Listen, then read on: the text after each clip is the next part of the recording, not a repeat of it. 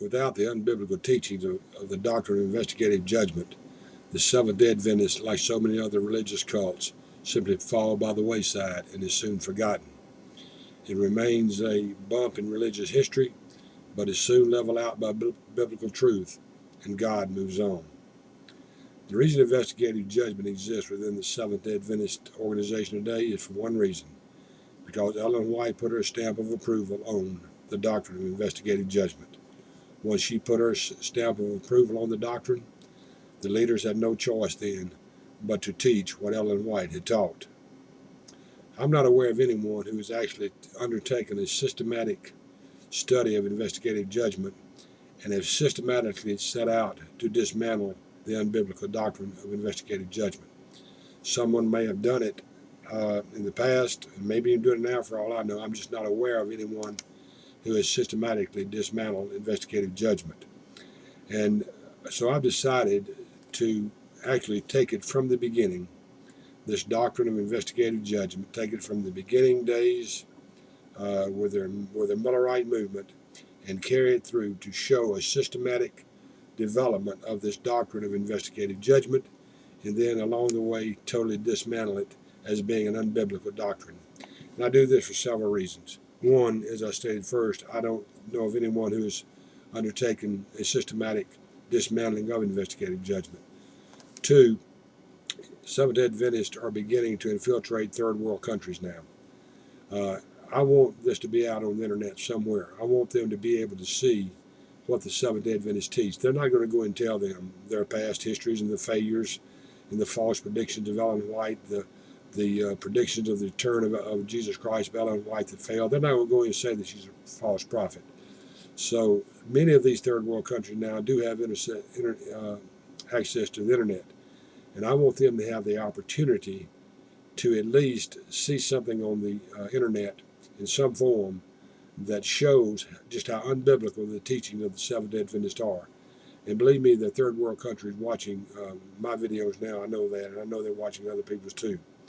Another reason, a systematic dismantling of the doctrine of investigative judgment hopefully will show the Seventh-day Adventist people themselves from their own writings just how unbiblical this teaching is, how it was nothing more than invented to cover past failures. And finally, I do it for this reason. Probably, I would guess 90% of Seventh-day Adventist people do not know how to explain investigative judgment. And that's sad that Adventist people cannot explain their own doctrines. I've seen a few try to on YouTube, and I'm going to take a few of those apart here pretty soon and show you how they know nothing about investigative judgment. And it leads me to believe that the vast majority of Seventh-day Adventists do not even know how to explain investigative judgment. It might come as a shock to Seventh-day Adventists. And let me get a little background behind this.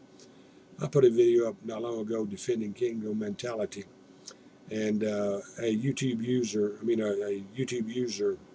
who is a Seventh-day Adventist came back, and he was using some software by Ellen White, trying to trace down some things that were said. He was using software by Ellen White.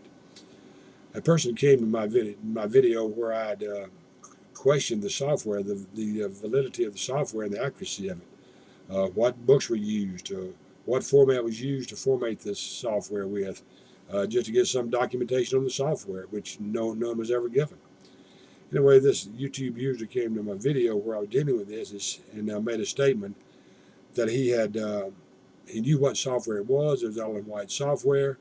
He gave the company made it so forth that he had the software on his computer. Then he came back a little later and said, "Oh yes, and by the way, I've checked the software, and it has both editions of the Great Controversy in it." You know my answer to him was? Amazing. Someone must have set the software for their own results, because there's at least 3 editions to the Great Controversy, not 2. 1858, 1888, 1911, and maybe one, I think, American Prophecy is part of the Great Controversy today. So there's more than 2 editions to the Great Controversy. But yet he assures me that both copies of the Great Controversy are in the software. So somebody apparently is even lying to the software. But here's an amazing thing, Seventh-day Adventist, about investigative judgment. Another reason why I don't think you know anything about your own doctrines. It is amazing to me that in the great controversy of 1858, the investigative judgment is not even mentioned. Chapter 28 deals with the third angel's message.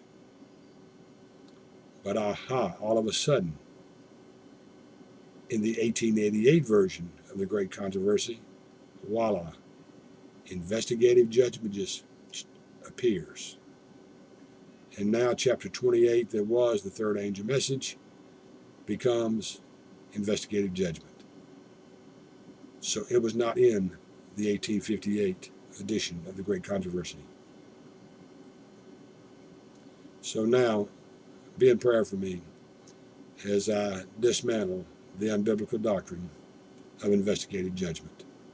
Until then, this has been Godly saying, God bless.